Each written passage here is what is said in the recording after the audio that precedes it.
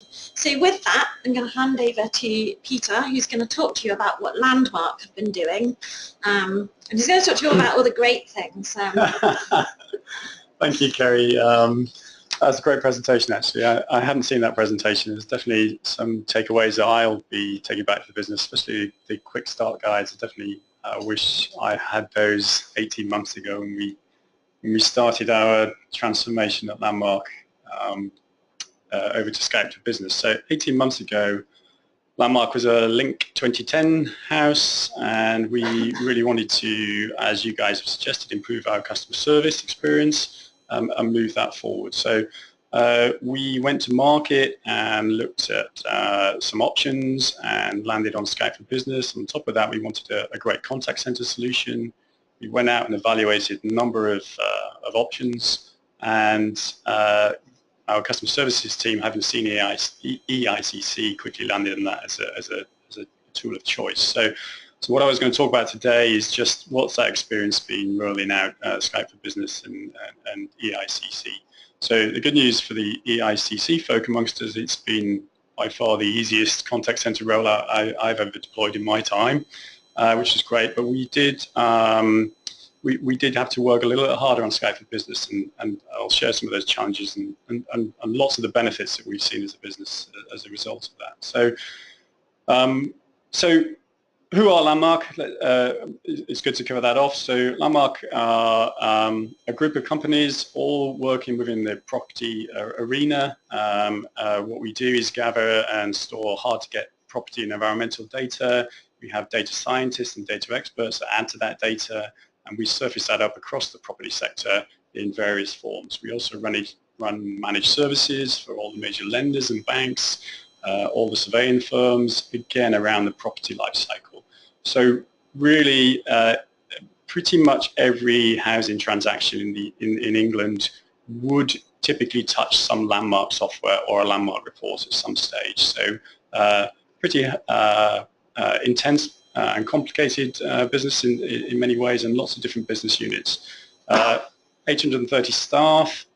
What's interesting there is the makeup of those staff. We have quite a high percentage of technical staff and data scientists who are very tech savvy and who really lend and align themselves to the benefits of unified communications. But we also have those more traditional staff as well, who are a little bit afraid of new technology as well. So we had, although a lot of technical staff, we still had some similar challenges that other organizations had. So for this presentation, we've delivered Skype for Business and EICC into our core businesses, but we're still merging businesses in as we grow as an organization.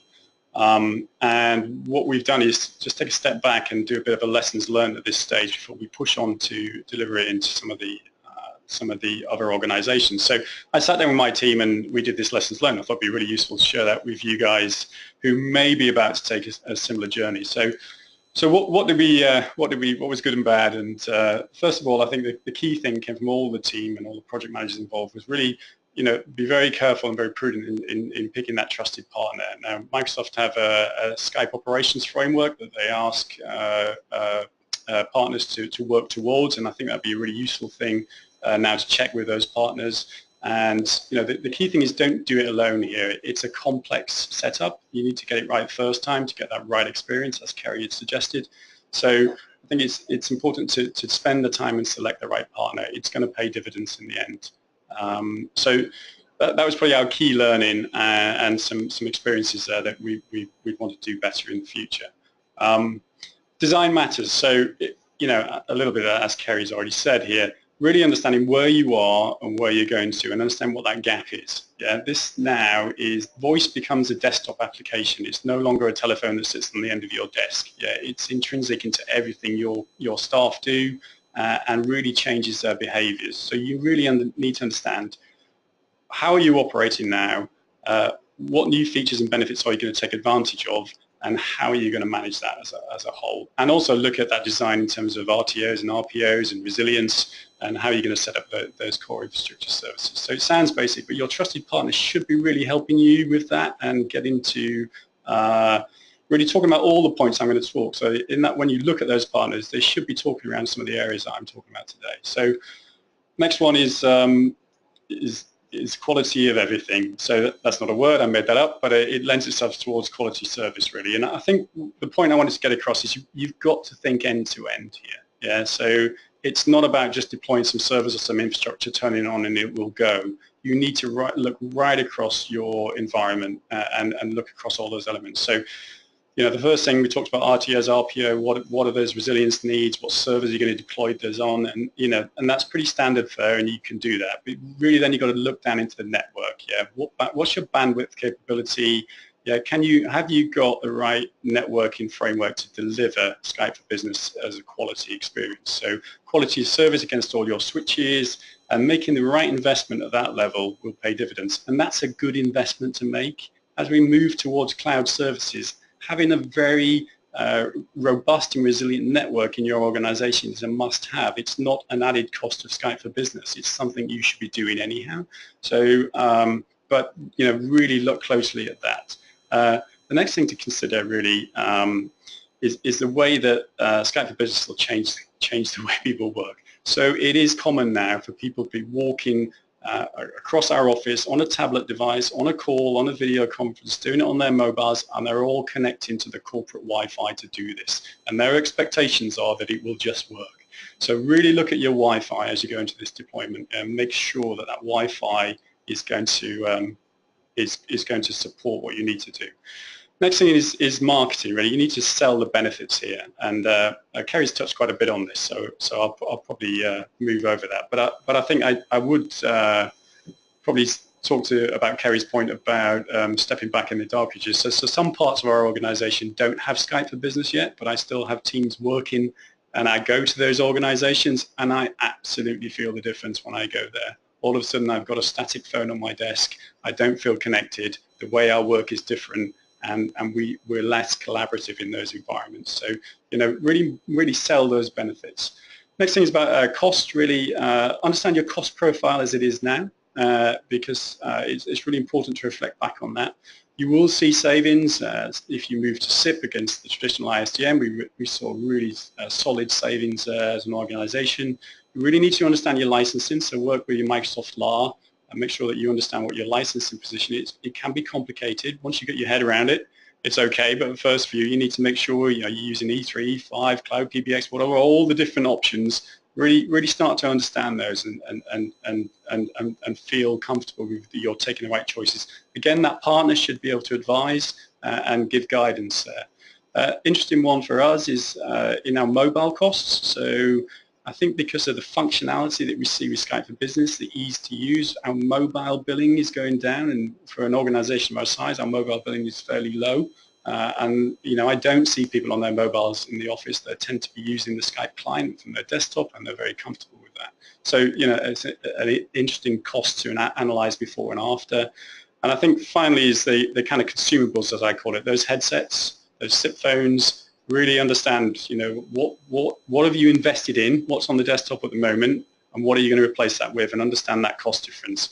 And are you going to treat those Bluetooth headsets, those USB headsets as consumables? How are you going to manage those, and how are you going to deliver those? It's really important that you understand that cost profile as you look at the whole delivery, really. Collaboration, are you ready? So this has been an interesting one for us as well, so which we didn't expect. So a couple of things here. We were very traditional. We had the video. We've got offices around the country, so we have the old traditional video conferencing suites where you went into a meeting and spent 15 minutes trying to set it up, and then people cut out the whole time, and, you know, pretty painful experiences. And then we stumbled across the Surface Hub, and we tried that, and it's been a huge success. And the interesting thing about the Surface Hub for us, so much as we've removed all of our video conferencing, and now all of our offices have Surface Hubs, and that's how we communicate. But the desktop experience and the Surface Hub experience are one in the same. So you're only training your users once, and they're very familiar. So they step into a meeting room, there's a Skype meeting, they click one button, and they're lit up. I think the other thing around is to echo what Kerri said, you know, you'll start with an instant messaging, it'll end in with a fully blown video conference across several different sites, and that happens regularly. The other thing I do, I commonly pull over at the services and I'll have a full video conference experience from my iPhone using the Skype client. It's seamless, it just works, it makes life very easy. So prepare your people for that because it does change. But then go back to that networking, to that Wi-Fi, to all of those things and connect those dots, I think is pretty important. Training, I think it does have an impact on your service desk. You really need to understand that. It now becomes a desktop application. You really need to support those users. Those user guides look great, Kerri, so they will help, but really bring your team up to speed with that. And then I think one of the things we did, we looked to Skype for Business more as a managed service, a bit of a turnkey delivery, and we've kind of reversed out of that now. We're training our engineers to be skilled in Skype for Business and that technology. We feel it's important. It's so integrated to all we do in that Office 365 suite that we have internal staff that can really support that as well. Kerri's talked a lot about adoption and implementation, but it's a big thing. You're going to change out your contact center, your voice system, and you're going to change the way your users work and your staff work. That's a big change. So you've got to go into that with your eyes wide open. A thing we do is typically roll out Office 365 and get the IM client on the desktop first so that they get used to that functionality before we flip to voice and then contact center. So that kind of eases the staff into some of this functionality and makes that a little bit simpler. But I guess depending on your business, you'll have regular implementation plans that you use. But again, work with that partner to work towards that. Resilience is probably the last thing. So understand, voice in every business is a critical application. Yeah, that's how you connect to your end customer at the end of the day. So make sure that when you're in that design phase, you're looking at your business continuity plan, you're understanding what your RTOs and your RPOs are, and that you are confident that you can deliver to those expectations. But also be prepared that extra flexibility you get can change the way you work. So we had in Landmark a real experience of this. So one of our offices is a managed service office, so we don't manage the power to that building. We can't put a generator in there. So I had a wonderful phone call at 4 o'clock in the morning telling me that there's no power to that building and it's unlikely to be recovered in the next 24 hours. That building has 150 people, customer services teams. So we have a good business continuity plan. We invoked our crisis management team, but what we found in that process was the benefits and the flexibility of Skype for Business and EICC just transformed the way we could flex our business. So I instantly changed my IT service desk to be a customer service center because they're based in Exeter and it was a different office that went down. We got people working from home seamlessly.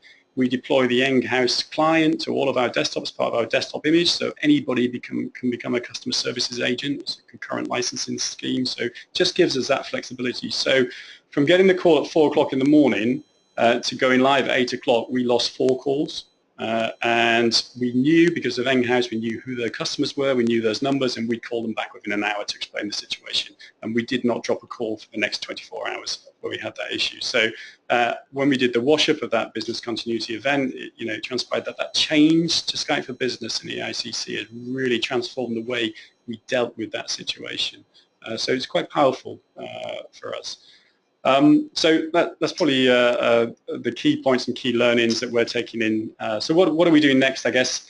So we are continuing looking at our voice services strategy, and as Jeremy says, we're looking at that digital transformation, what's happening in that customer experience place, that multi-channel, make sure that we are aligned with our corporate communication and collaboration strategy, but make sure we're ready for the future. And we're pretty confident that having EICC and Skype for Business puts us on the right footing, that we can actually take on more of these new technologies that come and really improve that customer service, which is pretty critical for us as a business. We want that to be a differentiator for us, as most businesses do, I guess. Secondly, we're really looking at that roadmap. So we've got multiple vendors in play here. We've got Microsoft, we've got in-house, we've got people managing now networks, et cetera, et cetera. So we're really mapping that out, understanding when things go end of life, when end of maintenance, when the contracts end, and make sure that all of those vendors are aligned to make it a seamless experience for us going forward. It's really important that you do that. You understand as we move more towards cloud services that we're ready to take that opportunity. So we've got a few offices still to roll this out to. We're doing the same thing as we did before, putting Office 365 in, putting out the IM client, and then progressing from there. So that's our plan over the next 6 months, really, to finish that job of work. And then finally, we are starting to use, so Microsoft are moving towards Cloud PBX, and it's important that you're aware of that and the changes that are coming there. And so what we're doing almost in readiness is moving our some of our users into a Cloud PBX solution already, so non-contact center users, and so we can get that experience. We understand the pros and cons. We can start building towards that change, and the plan for us would be hopefully be a true Cloud PBX user, you know, when the time's right for us, but we fully understand what's happening in that space. So really the last thing is I talked to our customer service center guys, asked them the feedback. I haven't changed any of this. This is real feedback from them. You guys can read it, but I think it echoes, interestingly, a lot of what Kerri was saying. And so we are getting the feedback from our customers that's coming out from the lovely Microsoft slides that we start with. So you know, it's showing that there's real benefits here. So and again, we had some around the contact center, really positive statements, and we've really seen the benefits of the business. So we're getting pushed for time, but I did have a couple of questions for you guys. Yes, okay? if possible. I know that Peter, when we asked you to do this presentation, you were quite keen to ask Microsoft and Enghouse ourselves a couple of questions. So please feel free. Yeah. So as we think about that roadmap, what's interesting to me at the minute as an on-prem Skype business user is, you know, Server 2015 support ends in 2020. Microsoft are moving towards Cloud PBX. You know, what's the certainty if Cloud PBX isn't ready for us as a business, that you're going to continue to support us with our current setup? And I think the other thing we're really keen to know is when will the APIs for Contact Center be available for Cloud PBX, so that we can start to trial that Contact Center with our Cloud PBX change as well. So I don't know if Kerri, if you could step into those questions. Yeah, I can. So unfortunately, I can't give any information outside of the 12-month period because that roadmap isn't locked, and it's also under NDA. What I can tell you is the Microsoft strategy, as you suggested, is cloud first, mobile first, and that we will put all of our investments in the first instance into those platforms. However, we will continue to support and invest in our on-premises infrastructure, and working with partners such as Enghouse from a contact center perspective.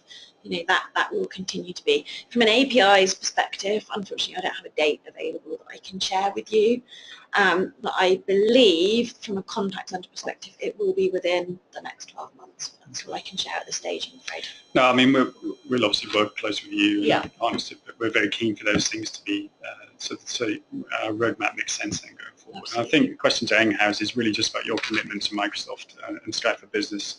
It's really important to us that those, you know, our EICC and Skype for Business combination don't go separate ways, and that they stay closely aligned. Jeremy, I don't know if you can answer that question.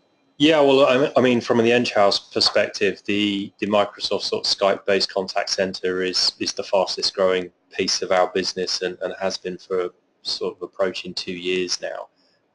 So it's an area that we're, as a company, investing heavily in. We're redeploying and realigning staff around that proposition. And, you know, we have mutual R&D with Microsoft in their US Redmond office. So we're fairly closely aligned to the Microsoft roadmap. As Kerri said, a lot of that is currently under NDA for both companies. But, you know, in terms of the questions you ask, you know, they're certainly not a surprise or questions that haven't been considered by Enghouse and Microsoft. And I think over the next sort of months, you know, there'll be announcements that will kind of reassure you in the right way. Great, thank you. Okay, thank you. Well, what we'll do is we'll just quickly wrap up, and then I'll go. I do have a couple of questions coming through from the audience as well, if you don't mind just hanging on for a few moments. Jeremy, if you want to just... Yeah, well, just I mean, as a continuation, I'm going to spin through this really quickly, but I mean, just elaborating to the point we were making to Peter, that, you know, we've seen the Microsoft area of our business grow exponentially.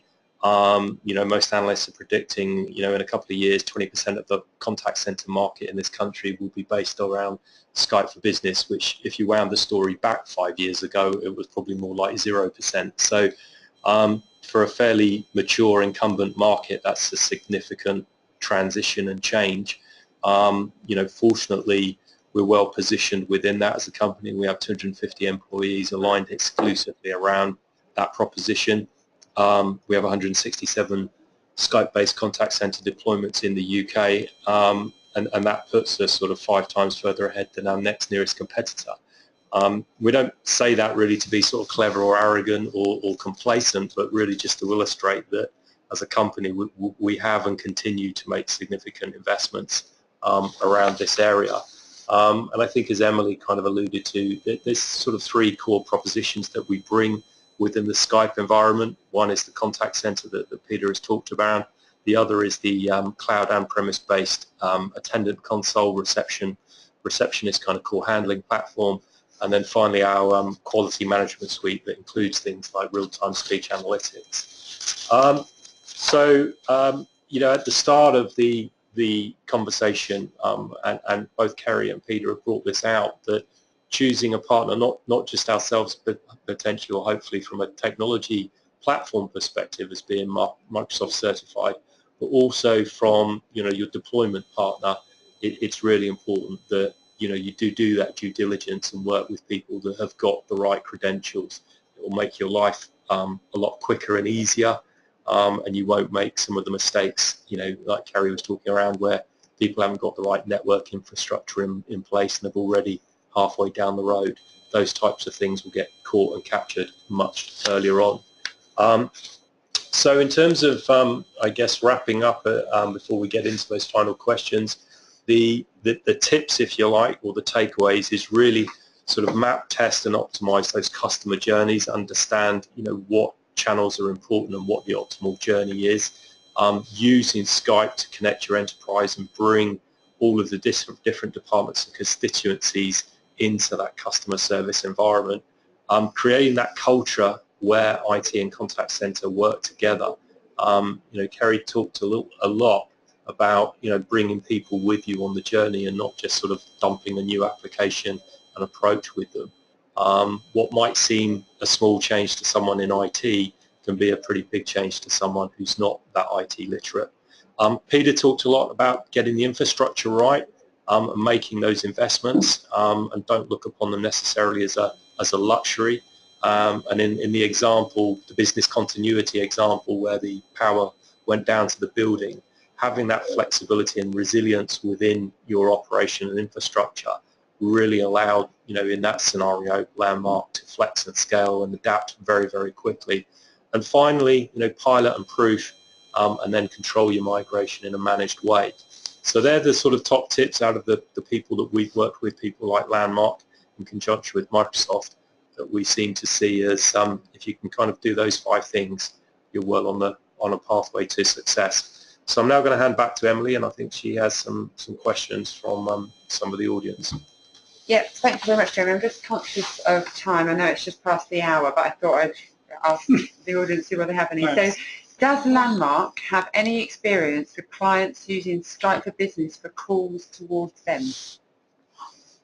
Does that mean like federating a call, or? Yes, to have any experience of clients actually calling you from, but you wouldn't know, I suppose. Well, clients do call us all the time. That's their contact center experience. I'm not sure. Through Skype. So basically, Skype to Skype. Yeah. Yeah. So we're federated with a few of our suppliers, our key suppliers. So and we have relationships, so they're federated through, and they pop up in our Skype client, and we chat as if they're sitting next to me. So yeah, and that obviously that's the choice to federate. Yeah. They can't just do it by randomly. So, but yeah, absolutely. Skype to Skype. We certainly see lots of organisations federating with third-party suppliers, so where they may have a portfolio of products or solutions, some of which are white labelled or OEM'd. Those third-party providers are typically federated within, and you'll see that particularly in places like insurance companies. Because there's a question similar to what you were asking around the cloud side. Where does Enghouse have a cloud migration process? Sorry, should we deploy now or wait to prevent disruption in 12 months' time? Well, yeah, I guess we're back to sort of like the roadmap question. So yes, there are inevitably plans in place, to be able to provide all of our technologies really in whichever environment the end customer wants to choose, whether it's on-premise, in pure cloud or whether it's a hybrid or a combination of all of the above. So that's definitely the Enghouse strategy going forward. I think sometimes when people talk about cloud, they can get wrapped around an axle of what it actually means, and for some people, it means just paying for things on a subscription basis. For others, it means not having the server in their office. It can mean a whole multitude of things, and actually it's better to work backwards from what are you trying to achieve for your customer, what staff and skills do you have, what cost savings are you looking to make, and then start from that understanding, build an approach upwards. We've got very positive feedback. Apparently for a university, the Federation is amazing for them. Where do you see Microsoft Teams fitting into the collaboration workflow and future roadmap? Great question. Okay, so it's a question that we get a lot, is around where do the different products fit. So typically it's from a Skype for Business, from a Yammer, and from a Teams perspective. So Skype for Business is your telephone replacement product. Teams is kind of a hub, if you like, of Office 365. Teams is much bigger than Skype for Business, so it obviously incorporates SharePoint and various other applications. It can also pull in third-party apps as well. So you should think of Teams as almost, Teams is your team, basically. It's typically aimed at users up to about 50 users where you can all collaborate. So Skype for Business is an element of Teams, but it's not the full story. So you kind of have to decide as an organisation what it is that you're looking to do. Yammer is your one-to-many. You may not know the person that you're communicating with. You may not know who it is that actually you need to get an answer from, but you'll be looking for information. That's when you should use Yammer. So Yammer is your one-to-many. Teams is your immediate team. And you can obviously be part of multiple different teams depending on your workload. And then Skype for Business is your telephony replacement product. Okay, fantastic. So we do have many more questions, but what I'll do is I'll probably ask them afterwards and then email out the answers if possible. Just as a takeaway, we would like to Enghouse give the opportunity to take advantage today. We have two things that you can take advantage. After this, I'll email out. You can download our Attendant Console now as a trial for free today. So if you're an existing Skype for Business customer, you can within minutes have it up and running and start playing with it. And it's a great way to start using it within your organisation, start feeling the benefits. We would like to offer for 5 Skype for Business customers one of our operational walkthroughs. So this is where we'll come in and we'll talk to you about your contact centre, and we'll see if we together can improve that for you, and obviously offer you some advice on what route to go down. But that's all from today. Sorry it's been a bit longer than we anticipated, but I'd really like to say thank you to Kerri. Marvellous job, did a great job. Thank you very much for being here today, and especially to Peter as well for sharing your stories. And Jeremy, thank you very much. Thank you. And we wish everyone a great afternoon. Thank you, everyone. Thanks. Bye. Bye-bye.